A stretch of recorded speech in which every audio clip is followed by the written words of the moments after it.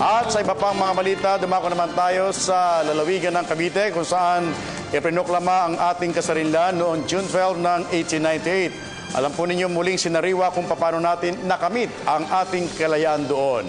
May report si Jade Miguel.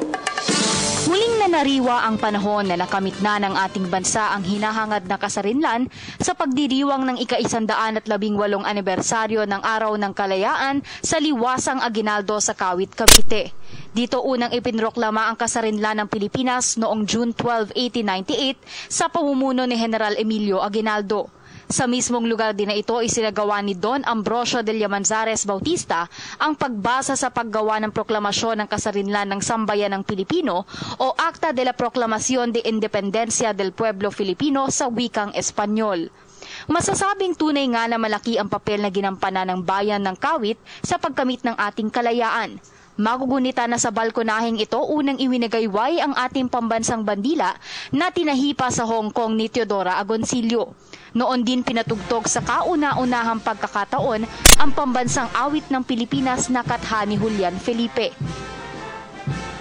Ngayong taon, ipinagdiriwang ang Araw ng Kalayaan na nakatuon sa temang Kalayaan 2016, Pagkakaisa, Pag-aambagan, Pagsulong.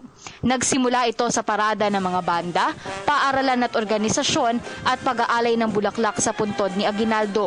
Pasado alas 8 ng umaga, nakisama ang Kawit sa sabayang pagtataas ng watawat ng Pilipinas na pinamunuan ni Ombudsman Conchita Carpio Morales.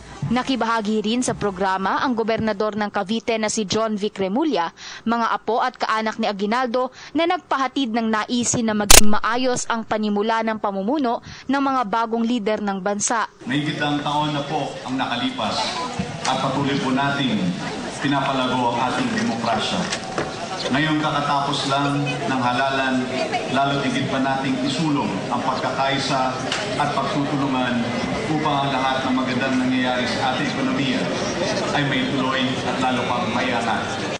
Sa kanyang talumpati naman, sinabi ni Ombudsman Carpio Morales na kasama sa ating pagtataguyod sa kapayapaan ang pagsisiguro na mananaig ang hustisya at magpapatuloy ang ating laban sa korupsyon. If we allow corruption to permeate our society, we render it difficult to achieve justice, order, and peace. If we permit corruption to thrive in government, we sacrifice the welfare of all for the benefit only of a few. Para sa telebisyon ng Bayan, Jade Miguel, Kawit, Cavite.